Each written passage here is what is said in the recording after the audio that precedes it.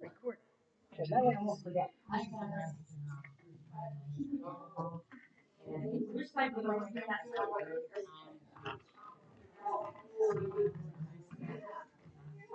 Don't look to me, right? I have to have a little bit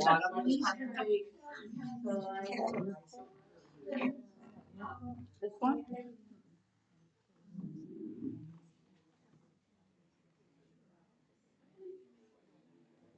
Yeah. Yeah.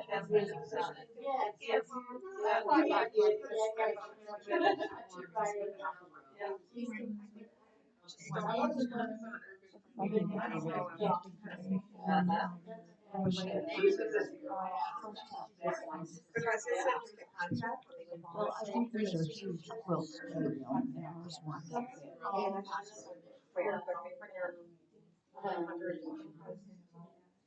There was just a story on how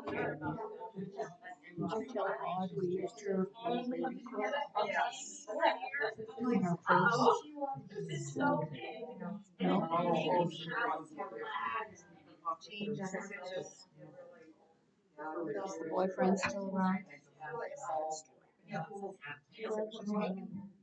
was amazing that they could find that much fabric. I thought too. Yes. About a George. Yeah, I think I did say it was. I thought it was. My brain was not remember. I don't know why they wanted to try to see it. Wanted to big enough so they could see it for so many miles away. I don't remember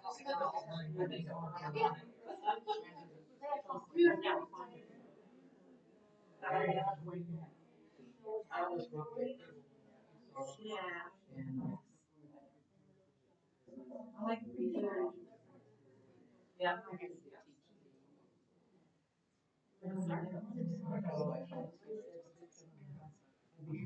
Okay, class. You've all been so well behaved. So I'm Melissa Heil. I'm the executive director of the Historical Society, and I really want to thank you and for coming out tonight. I want to welcome you to our lovely space up here on the square. It's nice to have people here on a lovely night. So I hope you have a good time. I'm ready to have a good time and be here. If you're not already a member of the Historical Society, we do events such as this. And our members truly do sustain the organization. You don't have to come to meetings, you don't have to do anything, but your membership allows us to do these things. So if you're interested in becoming a member, just you can see Sue or Linda or I after the meeting, and we can talk to you about that. But we are here to talk about quilts tonight. Jackie O'Loughlin is a bit of a local quilt expert. She makes a lot of quilts. She knows a lot about quilts. She enters her quilts into lots of national competitions. So she sees the ins and outs of the quilting world. And so she's going to talk about some of her quilts and some other old quilts tonight. And I'm excited to hear all about it. I hope you are too. So without further ado, over to Jackie. I started with my love of quilting from as far back as I can remember. My grandma quilted. My mom made our clothes. She made my dad's suits. So she was an excellent, exquisite seamstress. I mean, the bound buttonholes were nothing for her. I had a panic attack in home ec when I do those bound buttonholes. I think my very second thing I did at home ec was a wool dress. Okay, wool, woven, bound buttonholes, white pilgrim kind of, this is going back to the 70s. White pilgrim collar with the lace on the edge. Yeah. I don't know why I picked that one. I think that was actually my second. I had home ec basics in 8th grade, but I was a freshman, so I was experienced because I'd already had home ec in 8th grade, and then I chose that dress. But anyway, it kind of went from there. My mom would make our clothes, and she would send grandma the scraps. And then grandma would make very utilitarian quilts. Before my grandma married her, she came from a wealthier family than what she married into. Savannah, Tennessee. They call that you married down. And grandpa had mules that I remember. He never had a tractor. I mean, he was a poor dirt farmer. You know, they didn't raise poultry, cattle for cash. They raised it for the table. And they grew cotton. and then he supported this family with the rest of the crops that he grew. But Grandma would get after they picked the cotton, she would get the cotton that was left on the bowl, the plant, after the pickers went through. That's what she had for batting. And when she ran out, she ran out. So she would take that leftover, I mean, we're talking just little scraps, and she would lay it down on a sheet in the yard and pat it down, try to get it as level as possible, and then they'd spray it with water. And then it would dry in the sun, and it would be crisp, when it would be hard. And then she would put another layer on it, and then they'd spray it. And then they had a tamper, kind of like this cement people would use when they tamp the sand. It's got a pipe and then a flat bottom like this, and they would just squish it and tamp it together. Our batting we have nowadays is needle punch. So when it goes through the mill and it takes all of the, I mean, I have a scar on my knee from where there was still a piece of that sharp, like a rose thorn of the cotton ball that I was crawling on my quilt and got it in my knee. And, yeah, so all that was still in Grandma's. But they've got, when they mill it now, it takes it all out, and when it goes through the process, they needle punch it. So there's needles that come down and punch through the fibers, kind of like felting. If you need felted wool, you have those needles and you just poke, poke, poke, poke, poke until it turns into a solid mass. Well, they have it where they needle punch the batting now. A lot of the old quilts, this one, I don't even know if it has cotton inside of it. Some of them, of my grandma's, they quilted like very close together because they had to, because that cotton, once it got wet, it would just fall apart. So it's inside the fabric, but it was just like a Q-tip wad in the corner. If you've ever seen a really old quilt, there's not batting everywhere. It's just kind of wadded up because it migrated, because there was nothing to hold it there except for the quilting. Now with the batting we have, some of the batting you can quilt 18 inches wide. Have all that space in there, and it's not going to be an issue. It's going to be open. It's not going to be a problem. But back then, you had different. Some of it was wool, which was woven batting that they used. They would use old quilts for batting. This is my only really old quilt that I have. My friend was having a garage sale, and she wanted me to come over and look at this quilt and see if she could get $20 for it in her garage sale. Oh my God. This was in the trunk of her car. So, I mean, it got thrown on the ground for picnics. It was there in case it got snowed in someplace. It was just on the trunk of the car. And we happened to have, I belong to the Gyms of the Prairie Quilters in Peoria. Our quilt show was that same weekend, and we had an appraiser. So I said, Steph, let me take this, I want to take this home with me. And I took it, she didn't know it. I took it to the quilt show. I paid for the appraisal. This quilt came out probably valued higher than a lot of the antique quilts at the time. As she said, it was probably 1860 to 1880. When she took it out of the bag, I had the back shown. She was going, boy, that is amazing reproduction fabric. And then she opened it up and looked at this, and then she looked at that, and look how good it is. It's nothing in here is reproduction fabric. It's all regular fabric from the time. And I actually have some in a quilt. You might recognize this. It looks very similar to a motif fabric that is, I forgot what collection it was in for Civil War reproduction fabric. Very, very, very similar. It shows that a lot of Civil War but what's unique about this quilt is the size. Back in the middle 1800s, they didn't have king-size beds. They didn't have queen-size beds. They really didn't even have, what they had was really smaller than a double, but most of the time. And the appraiser said that this quilt probably belonged to a wealthy family that had a very tall bed because it had to hang down. But it's 95 by 95. And even Chris Mulane, I think she's from either Iowa or Chicago, get them mixed up. She had never seen one this age, this large. And I've seen Star Bethlehems, which would be the name of this, or a Lone Star. The Amish use this pattern quite a lot, but what's very unusual about this quilt are the corners. Mm-hmm. Usually that would just be left blank and it would be quilting. I have never seen one with stars in the corners like this. So that's what makes it kind of unusual.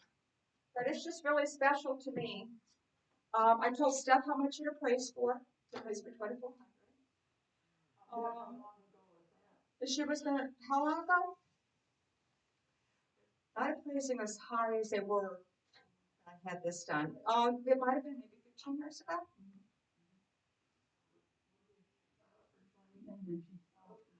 She wasn't gonna, she told me I could have it. And I said, no, I'm paying you for it. And I told her I would give her 1,000. If, would you take 1,000? Oh, no, absolutely not. 1,500? And she goes, no, I refuse. I will not take that. 2,000? No. So what will you give me for it? Give me $50 and you can have it. I said, no. I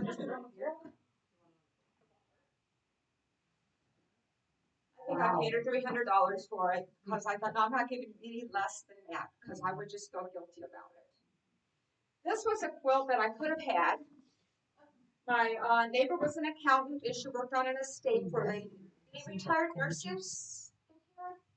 The lady that had this collection was a retired nurse from Peoria, Elizabeth Johnson. I don't know who she was, but she had a very extensive quilt collection. And when she went into assisted living, she kept only her special ones. And then we had like 5 or 6 that my neighbor was settling her estate, and she had these quilts and she wanted to donate them. So I took them for Jim's and we had an auction. And then Jim's goes back. We make quilts for St. Jude, the Center for Prevention of Abuse, for education and other purposes. And I was going to keep this one for me because it was my favorite one. And I thought, no, she wanted these to earn money. So I did it to the auction and then I bid on it. And then I lost it. My friend outbid me on it. But this is a very, very unusual quilt. If you have a chance afterwards, come up and look at it. This is a Carolina lily. If you're familiar with quilting, most of the time these are made with diamonds for the flowers. These are not diamonds. This is one piece that's cut kind of like almost like an arrowhead. So this is the end of the feather and then the point. So that is all one piece of fabric. So each one of these flowers is made up of 1, 2, 3 of those chevron kind of shapes that are sewn together, which is really unusual. And then there's a quilting method that kind of gathers fabric together called ruching or ruching. I've heard it pronounced both ways. I'm from the South, so I gotta get my Southern and my Northern come down here. But all of these stems are ruched. And then it's also unusual that it has the 2 sets of leaves. It has a little stem with a little bud on it, and then it has the other set of leaves. So this was another one that the appraiser was just drooling over because she wanted to buy it. She was busy appraising the quilt, or she would have bid some big money on it. Come out here when we have those. But one of the places, and I think they hung it upside down, one of the ends, this one. I don't know what they did, but you can see where there's little tacks about this far apart all the way along.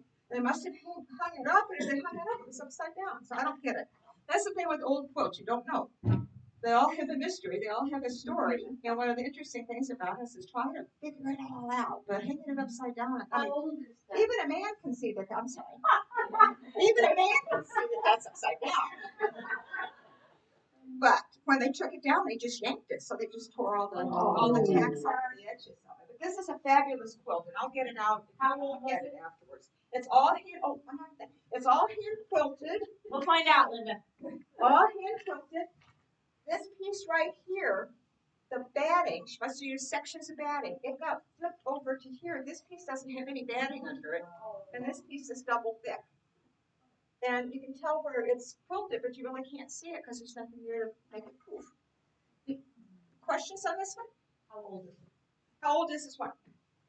And that's the other interesting thing about it. I know. Inside the quilt. No, look at the other end. There it is. That was the most interesting thing about this is the age of this quilt. It's the 1830s. And the appraisers, they go through a very extensive process to get their accreditation for appraising the quilts. And they learn all the different fabrics and the dyes, and that's how they look at it, and they kind of know what kind of year it came from. This was 1830. Can you imagine? And look, the red is still red. And the blue is still blue. A lot of times green turned blue. But there's a, down here where the tacks kind of tore, you can look inside and it's still blue in there. So if that was the green, it would be green where it was all wrapped up hidden inside. But the blue held. A lot of times the reds would change color. They used arsenic and all kinds of weird stuff in the office. Ready for you? Yeah. Put it in the wrong spot. This is one of my grandma's quilts. Grandma did the embroidery, and my mom, I have two younger sisters, 6 and 7 years younger than me, and they always shared a room because I was a big bad mean sister. I got my room all by myself. I didn't want to share. So she made 2 of these, one for each sister. And my grandma made the dolls, and I can go back and we recognize the fabrics because there were clothes that my mom had made. And then she did all the embroidery, this little tiny blanket stitch, and then my mom took the blocks and she quilted, pieced them and then quilted them. And probably the only 2 quilts my mom ever did because she was busy making clothes. We had 3 girls. She was making clothes all the time. Plus my dad, she made his leisure suits and all that stuff. My youngest sister had one, and it was on. They were on the back of her couch, and she had divorced. She was a single mom, and they lived in this apartment complex. Her apartment got broken into right before Christmas, and the people that broke into the apartments and they stole all the sand, all the Christmas, and they took the Roxanne's quilts to wrap up the stereo and the TV when they stole them. So she was missing her quilt. One Christmas, my middle sister Suzette, she and I are both quilters. We decided to make Roxanne one. So she took pictures of this and sent it to me. It's right at the beginning of the internet where we kind of sent pictures back and forth. And I made some, she made some. I'd send stuff to her, she'd send stuff to me. I think she quilted it, I bound it. I mean, that quilt went back and forth from here in Georgia, I don't know how many times. And my sister, youngest sister, called on Christmas Day. She says, all right, you guys made me cry. So she was so excited to get that quilt. Yeah. But Suzette remembers Mom going over memorizing her multiplication tables. We lived on Elmhurst in Peoria, and the house didn't have a heated basement. And that's where she quilted, was in the basement. So they're sitting there with their, Mom she cut the fingers out of gloves so she could be down in the cold basement reviewing Suzette's multiplication tables while she quilted those. In 1996, my very first quilt I ever made. I had a job in Atlanta at the Olympics. I worked in the Olympic Village where the athletes had fun. The dining hall, the entertainment, we had a dance club, there was a movie theater, there was, where else did I worked in all of them. My favorite one was with Dr. Cahill, he was an orthopedic doctor in Peoria. His daughter was in Los Angeles working with the film industry as a makeup artist, and she did temporary tattoos. And those athletes, I mean, we'd get there and I'd have my little book and they'd sign in, and they would be lined up before we got there. Very, very popular. So I got to meet with the athletes, talk to them, and really kind of get to know them. But this was the Atlanta symbol, their logo at the Olympics, kind of the olive branch and somebody's really artistic interpretation of it.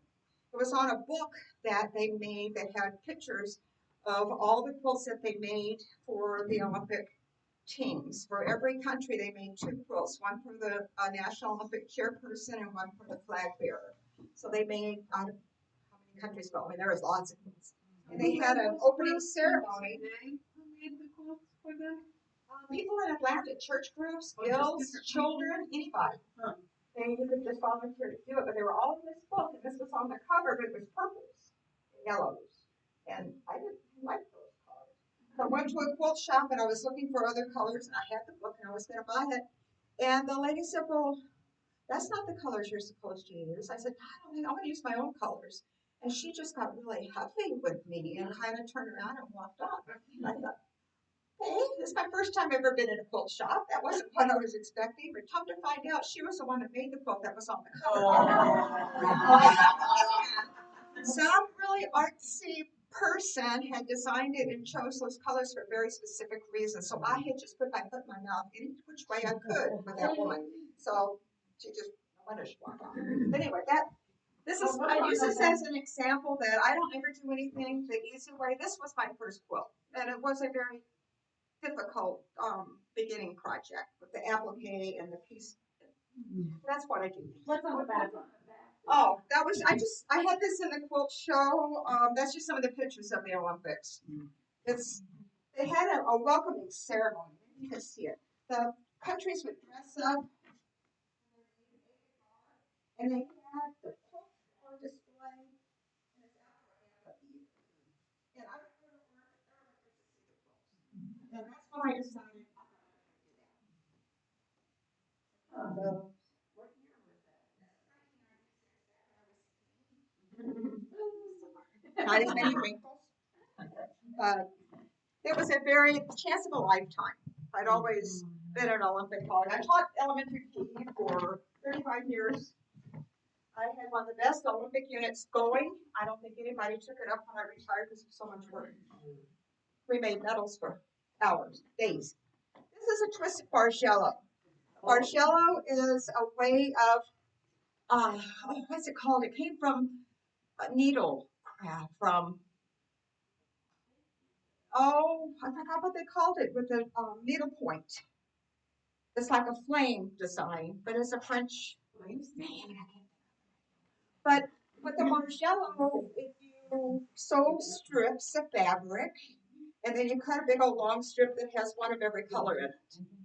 And this is a fractured marshmallow. I'll show you one later that you can definitely see all the colors in a row. This one, you take it apart, you put it back together again. This made me step out of my box of 9 patches, half square triangles, easy stuff. And this taught me about color. I learned more from his quilt than any other quilt that I've made. Because it was a challenge to do, but I just fell in love with it. And when I quilted it, probably see this is like 1, 2, 3, 4, 5. You give them all a name, give them a number, and then you kind of put it together. And when I quilted it, I followed the color and the shape. I think there's 20 different fabrics. I think I used 16 different spools of thread. So stopping, starting on my little machine, changing thread. It took me hours. And my sister said, well, I got mine finished. How'd you get yours finished so good? Because we were doing it back and forth. She was kind of teaching me over the phone and emails. She said, well, I used invisible thread. I said, you didn't have to change thread all that time. No, I had two. I was clear for the dark fabric and a dark for the dark fabric, or dark for the dark and a clear for the light fabric. Okay, I used invisible thread on my other ones ever since. Just a lot of stuff in the starting. But this one taught me color, how to pick out color, probably 8 different quilt shops or more in there. We have a bargello that's switched to. I took your class in Delaware 20 years ago. With the twisted bargello, that's still one of my favorite. I don't have a wall to hang that on in my house. I have it in my bedroom. I would love to have it in my bedroom. We have windows, so I don't have a lot of. I've got a huge. These are my wall hangings. I have a huge wall in my family room with a wall to the ceiling, but the other ones. But that taught me a bunch. I taught a lot of people that class. A lot. So I'm glad you got it finished. I know a couple of people I'm just trying to shame into finishing their quilts. I embarrassed her last month. I'm going to do it again if she doesn't. Just call me. I'll come over. This was on the opening credits of Simply Quilts with Alec Anderson on HGTV. When I first started quilting, it would just kind of roll across the screen. But I fell in love with it. I said, someday I'm going to make that. So this is I promised myself I did, and I did. So this was some kind of a windmill. As I say, spinning stars, I gave it a name. It was a Bonnie Browning. She's a Bonnie Browning workshop. She's the lady that's in charge of the AQS, American Quilter Society show in Paducah, and then they'll go other places. Wonderful lady. She knows a whole lot about quilts, but I will say was not the best teacher. So some of your national people are excellent quilters, have problems communicating to teach it. This was one, a friend of my husband's is a musician, and he had a CD that was out with music that he wrote, and he had this quilt on the cover of his CD.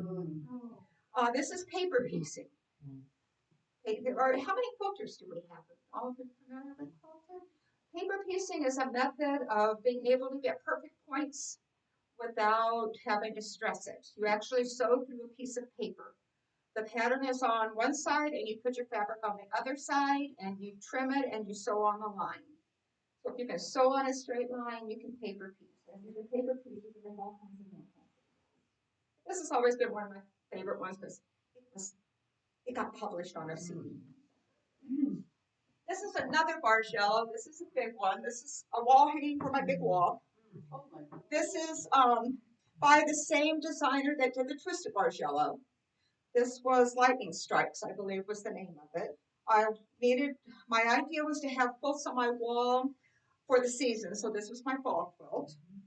I got it all done, and something happened. I don't remember what happened. The border was this big, but I did something wrong. I had to rip a bunch out, and I had to cut the border back. I don't even remember why. It's one I like it. Yeah.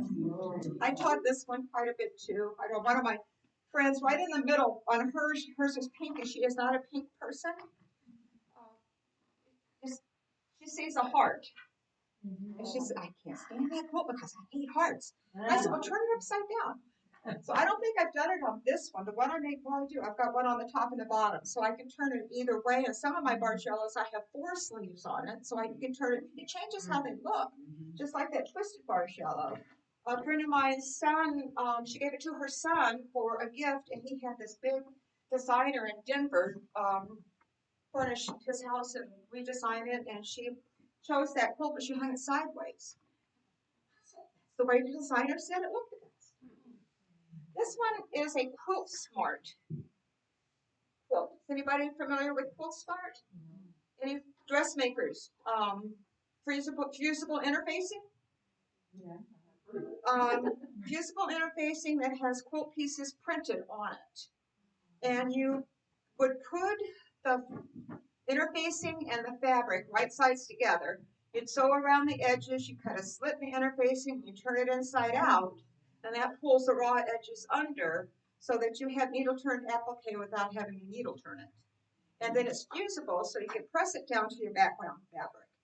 I pieced it during the school year, and that summer I spent the whole summer appliquing because I didn't want any of that Quilt Smart to show. So all of this, all of these, this part, and then the center, this is the only part that's pieced. That was called a watercolor. This is Robin Pandoff, was a fabric designer. She's still one of my favorite, and she just kind of disappeared. She was really famous for a while and did all kinds of designing of fabrics, and when she retired, she just must have changed her name because nobody ever looked for her. But that is Quilt Smart. This was a luscious background. See how it's kind of shiny? The quilters shudder when I take that to them because if they make a mistake and they have to rip it out, it's really hard to cover up the holes. So they don't like it. It's beautiful. It looks like a whole cloth quilt because I turn it upside down on it better right side up. This is a quilt that had a big check mark off my bucket list. This is my first quilt. It was in the not Des Moines. This is Grand Rapids Quilt Show, and it won 3rd place. 3rd place was $800, and I was just. But this was a block of the month. We were talking about block of the month earlier. Block of the month is a good way to do a quilt that might have some magnitude to it, and you don't have to worry about that. You take 1 month at a time. So, like all of these was 1 month. I forgot how many are in it. All of this was 1 month. But this was a combination of paper pieced. I believe these are paper pieced. Piece blocks. I think those were pieced. And then applique. And embroidery. So the main challenge with this, the embroidery of the small ones that go around in the circle, that would fit in my hoop. These would not fit in my hoop. So you had to rehoop it, which I was scared to death to do. And then I bought that big giant hoop that it was supposed to be able to do half, and then you take it out of the machine, turn it around, put it back in, it's supposed to do the other half. I ended up with a gap. I had to go around with my satin stitch and satin all those little gaps. But I just thought it's meaningful to me because it was the first one I won a ribbon with, but it was just I got it done. I just didn't give up. I, persevered and got it done. And then when I did, those little circles around that center, after it was all finished and the quilter, and I got it back from the quilter, I didn't like the fabric that was there. So I fussy cut all the little birds and I sewed over what I didn't like. So it's not quilted. I covered up the sins that I didn't like. No. It was just the fabric just didn't fit. This quilt is very heavy. It is. Why is it so it has a cotton batting in it. Okay. And I think it's a layer of cotton and a layer of wool. That's what makes these kind of puff up. So the wool expands and it is heavy. It is heavy. Should I show off the quilting? Sherry Zoller was a special ed teacher at Germantown. I taught at Germantown. Sherry was a special ed teacher at Germantown. And she's the one that, I can't quilt like this. I mean, in my dreams, but I'm too old, I give up. It's not going to happen. My sister persevered. I would take classes and I never practiced. No wonder why I didn't ever learn how to do it.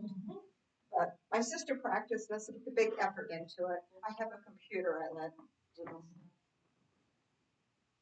This is a Jenny Buyer. Yes, Jenny Buyer. And the name of it is a quilter's, I call it a quilter's journey because the name of it is Quilt Around the World. But a quilt around the world to me is the squares that go around and around. So I named it a quilter's journey. Now there is a big glaring, I'm going to move it up this way, big mistake in this quilt. If anybody would find I it. noticed it right away. Did you? I did not notice it. My long arm quilter did not notice it. It was at a quilt show, and the appraiser was appraising it while it hung in the show. And she goes, "Okay, Jenny Buyer was a kit. Okay, there's thousands of these out there someplace if they got theirs done." And she goes, "That's interesting." And she said, "You did something different." And Sherry was standing right next to me. What did I do? She said, "We got some. Did you see it? Some of the flying geese are flying the wrong direction." And they're all flying out. These are flying in. You don't know how long I had this up on my design wall before I sewed anything together. And this was a challenge because she just does a lot of the fussy cutting and the mirror imaging. Like, see those corners? They're perfect because I challenged myself to do that. So she mirror imaged a lot of things.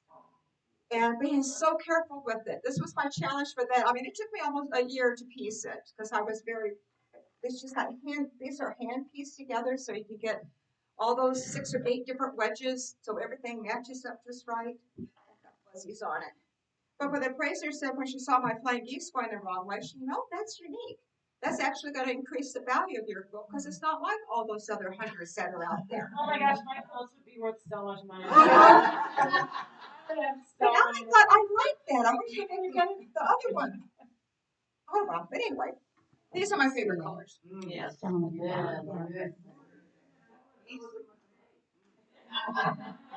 But I even had to come up to Peddler's Way when I did the corners because her directions were not the easiest to understand, and I had to buy a book that told how to do the corners. So I really only needed 3 pages of that $45 book because it was a hardcover. I don't think I've ever read it. This is a quilt that was in a magazine. It was all plaids. I've made several of it was called Ryan's Plaid. I think it was McCall's Quilting. When I taught beginning quilting, I had 101, 102, and 103. And this was the 103.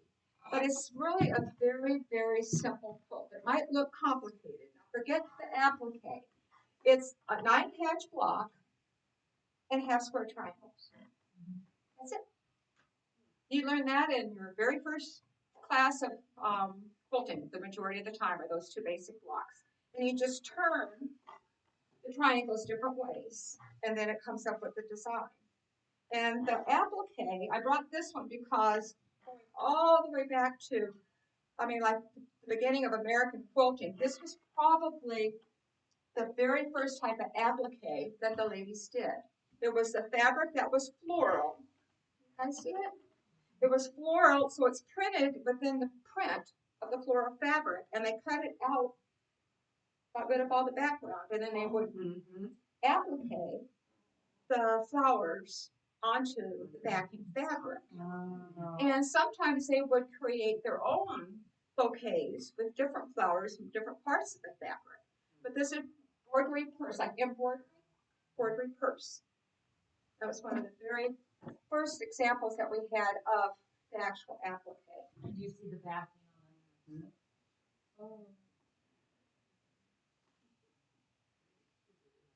That's one of the secrets.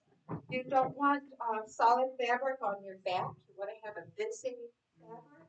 So if you're making mistakes in the quilting, it's busy on the front. You're not going to see it, but if you have that solid color on the back, you can see it. So you get something obnoxious to hide all the mistakes. This is a variation of a bargello. I have seen this made where they use ombre fabric for this part. So it's just one piece of fabric, they just cut a big long strip. I forgot the name of it. I made this for a sample when I worked at Pepper's Way. Is there a name? Fusion of brown and teal. It's been a fusion quilt. But I like to praise the teals and browns. In the quilting, how she had the vertical design in the quilting. It has the pebbles to kind of break up the vertical, which complemented. You can't see it on that, but you can see it on this part. But it really complemented the design of the quilt with the quilting design that the quilter chose. Do any of your own quilting? I do. I'll get there. Okay. I don't do this. I quilt my check when I want something. The show quilts I have quilted. They don't want my quilt. Stitch in the Ditch. The next one I did quilt. This was another one that was a store sample for Kepler's Way. It's more of a modern. It's 4 of the exact same blocks put together.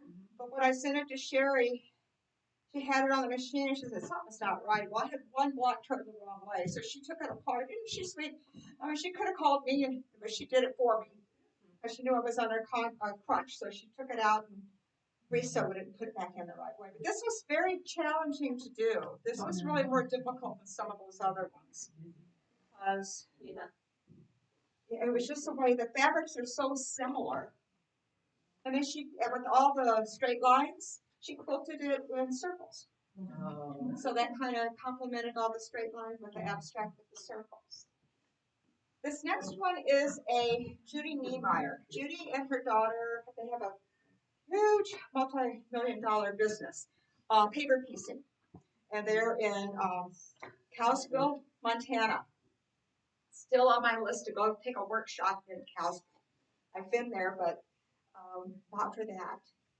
This one I did quilt myself. It's very ugly if you look at it. It was my first attempt at kind of like an orange peel. If you have a square, you go like this and like that in the square. But the diamond, it's more of an elongated.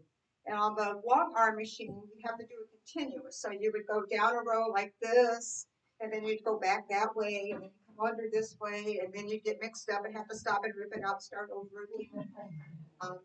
I did persevere with this one and quilted that one myself. This is another variation of a lone star. I love stars.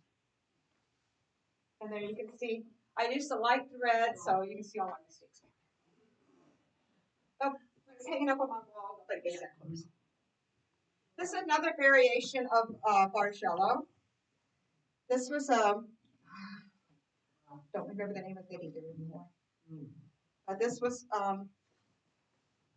was made differently than any other bargello I've ever made. Most of the bargellos, you hang them up, and it's from top to bottom one big long strip. This one was made in 2 halves. So one row, one half is one strip short at the top. That way it has a middle.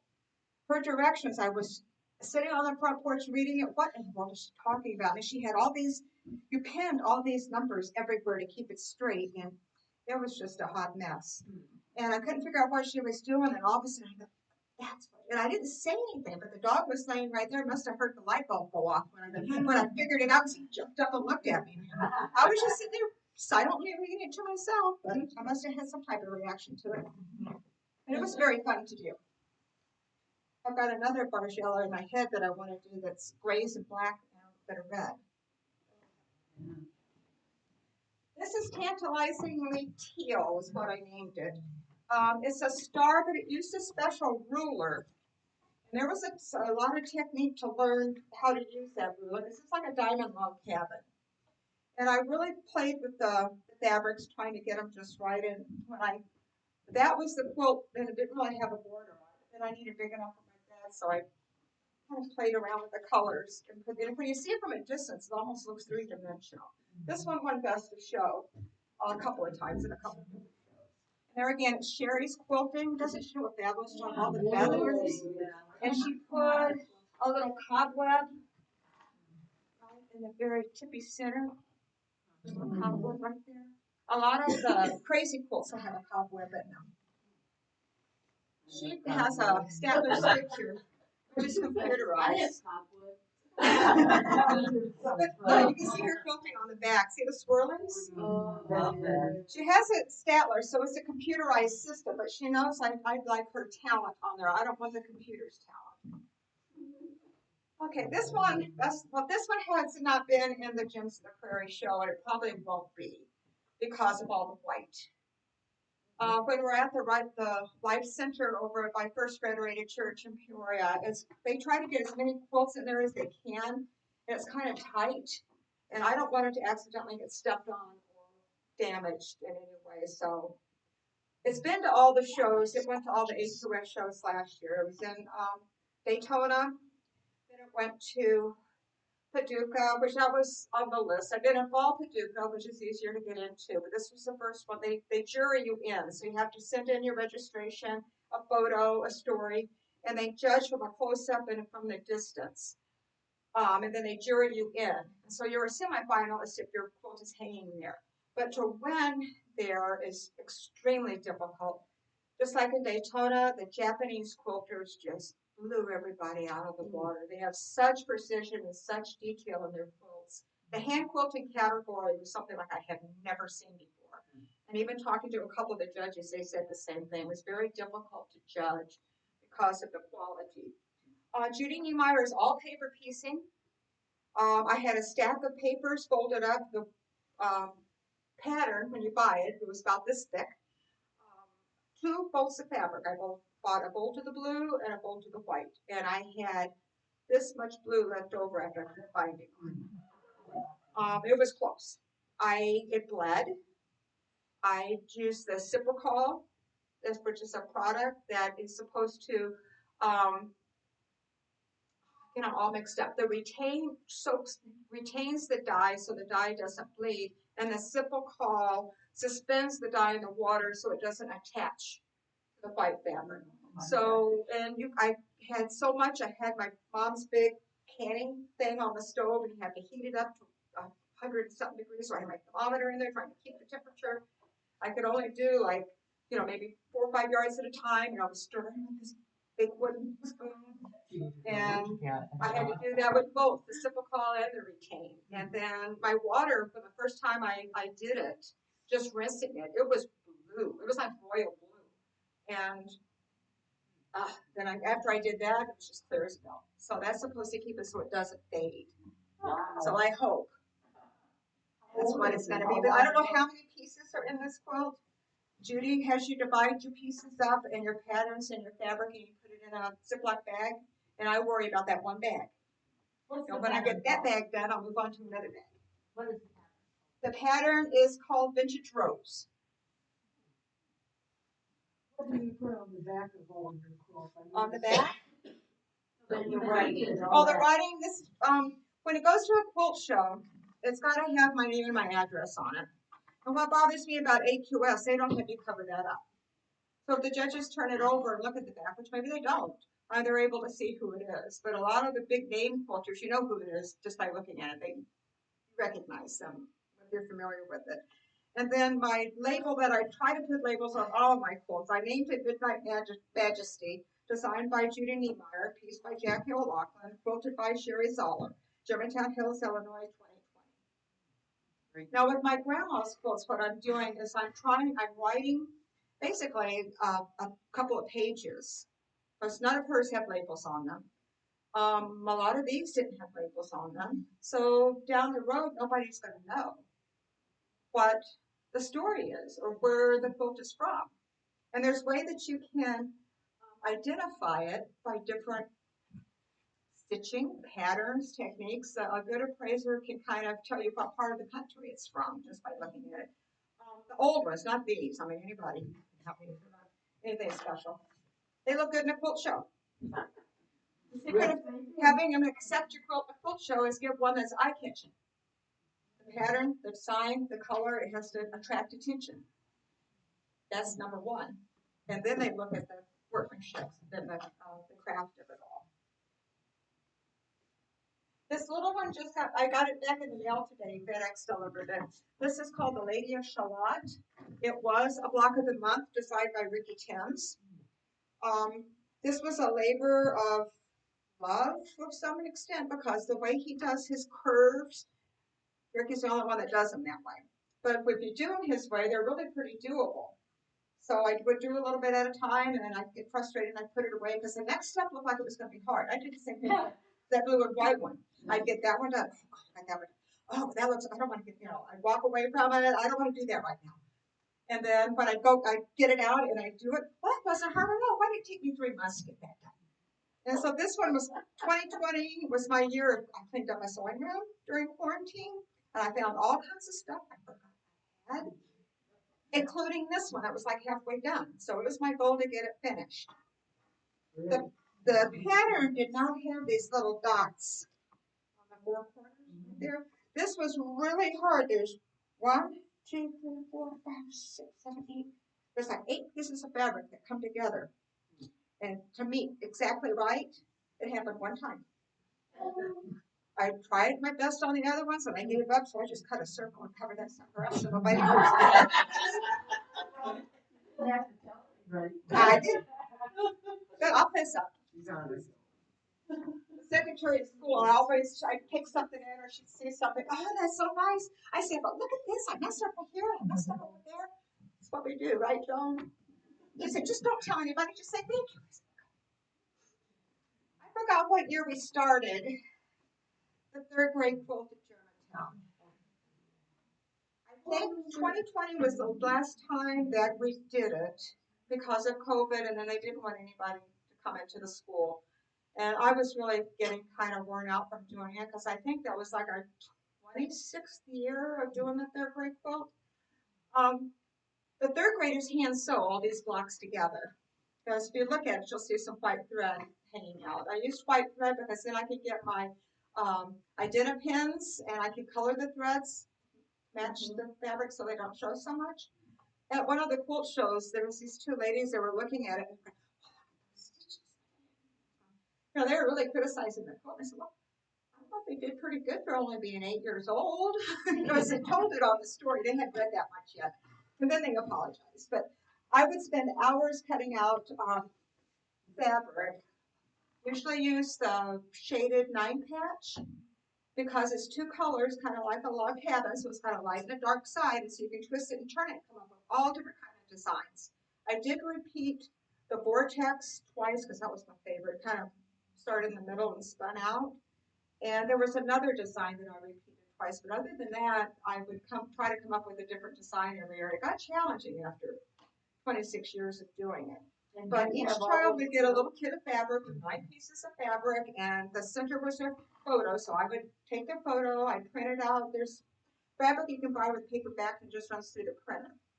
It's not really washable, so I put it along the label that it's meant to be an art piece. It's not meant to be washed. It can be washed, but the pictures will fade.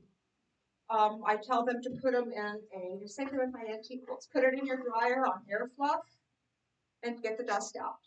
Or you can take your vacuum cleaner and put some tulle over it, like the bridal veil tulle, and that will keep the quilt from getting sucked up in there, and you can get the dust out of it that way. The kiddos hand sew, I put it together, then they auctioned it off at the PTO, and the money went to the PTO. But it kind of, sometimes it made a whole bunch of money. I don't have any of them. This is my grandson's, actually. And my daughter's in it too. Well, this is Trisha, what's our kids? My Where's Gavin? older yeah, her daughter's right up there. Yeah, Audrey's here. She did a good job. She's a better sewer than I But am. the kids loved it.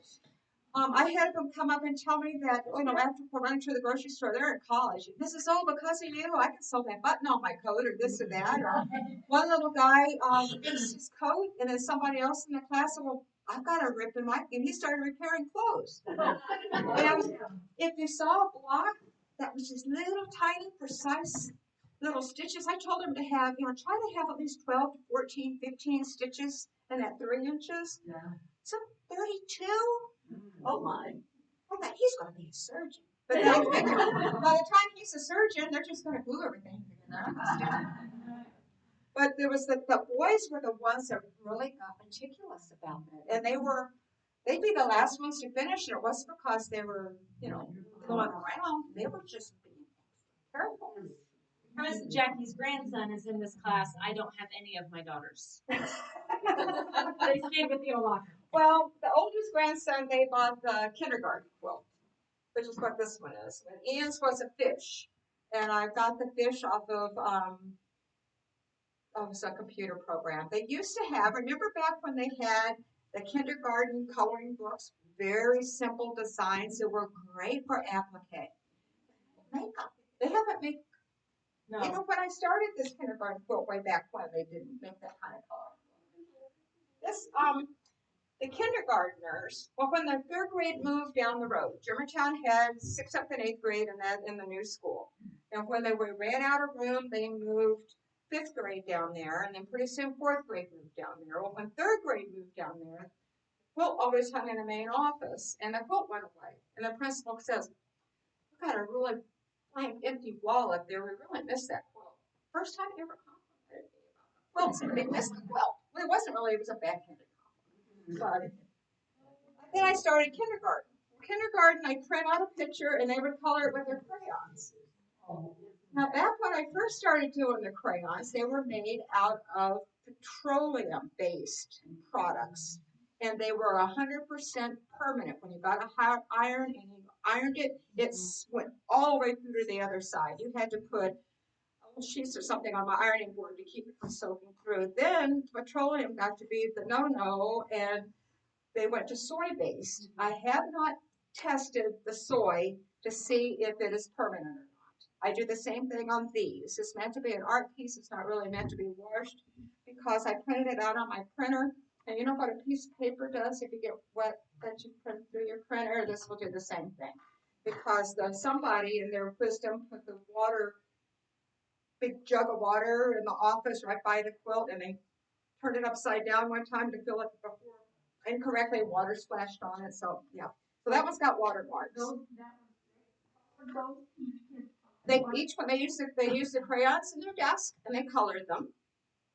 And then the sparkle is glitter vinyl. I needed to have something to do the glasses with, and I didn't want to have to cut out and applicate all those glasses. And a friend of mine that worked at Peddlers with me said, well, I've got a cricket, we can cut that out. I said, what's a cricket?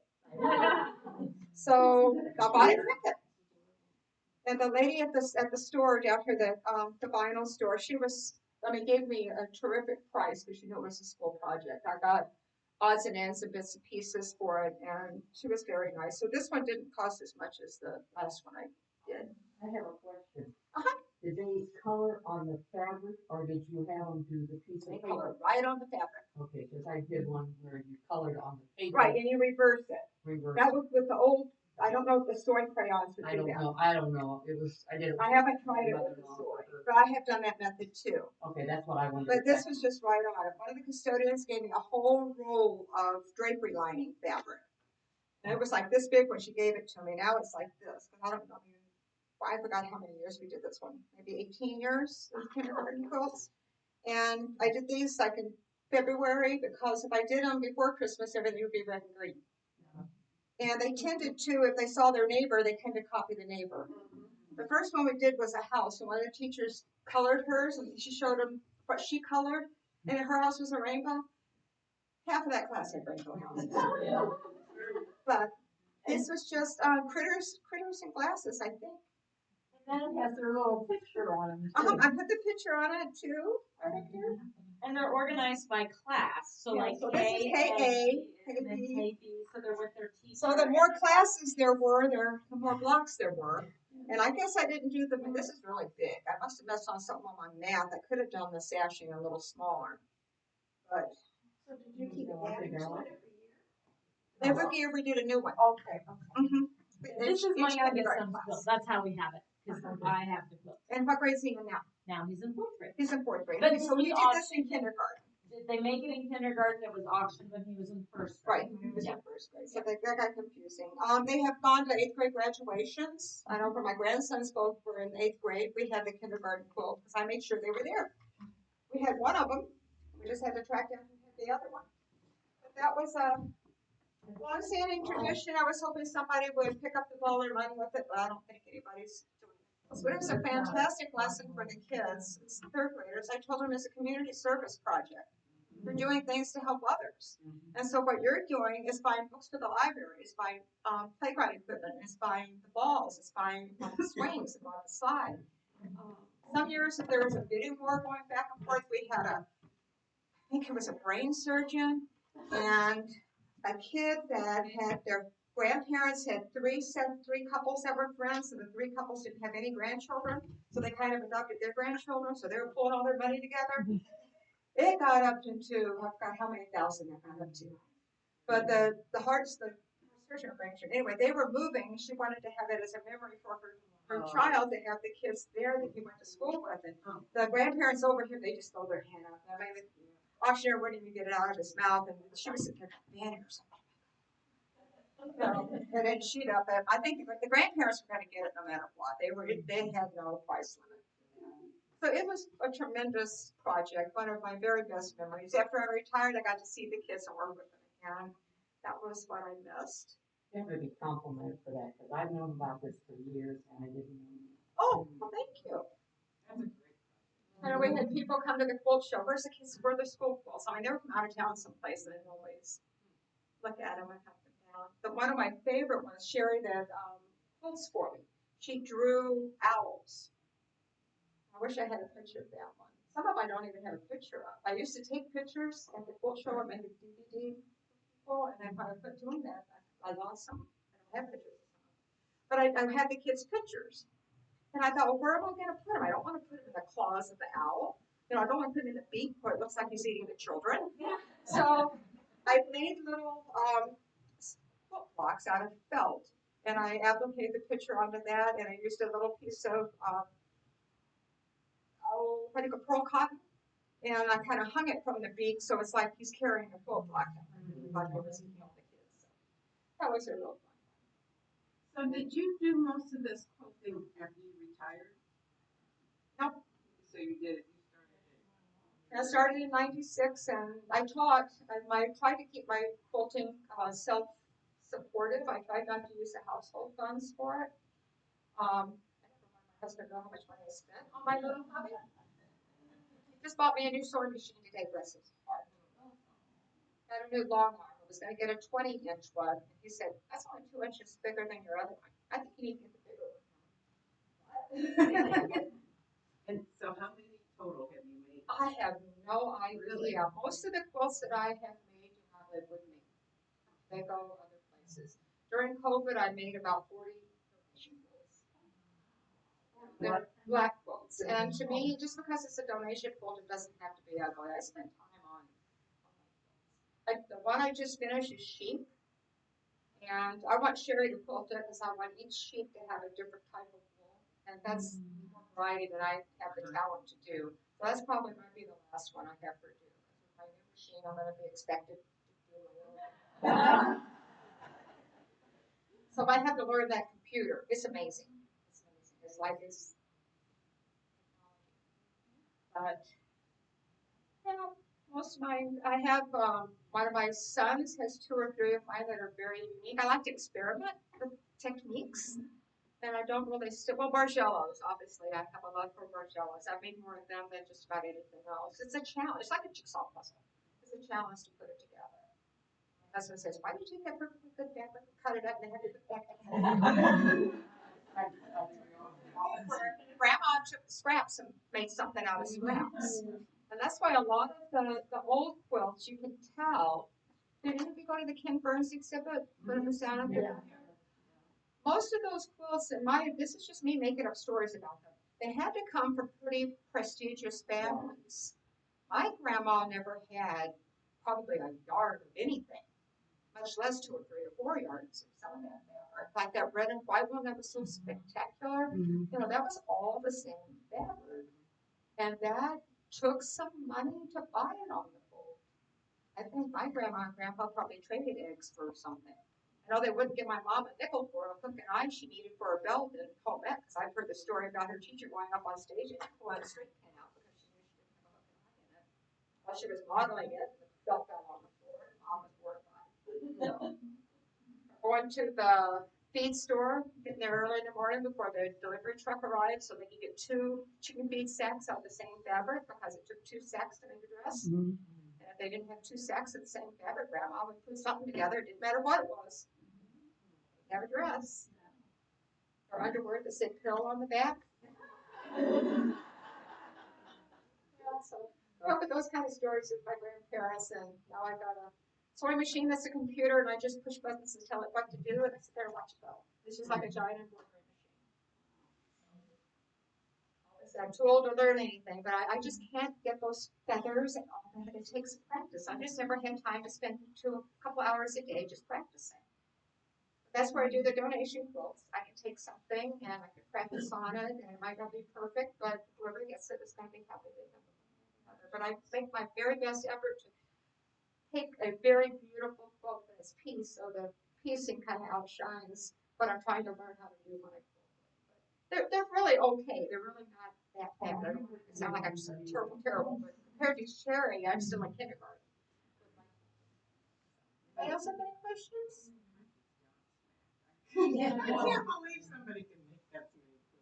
If somebody wants to look at one of the quilts, Jackie, is that You okay? want to look Come at on that back. Carolina Lily with the ruching? Look at it. Look at the quilt.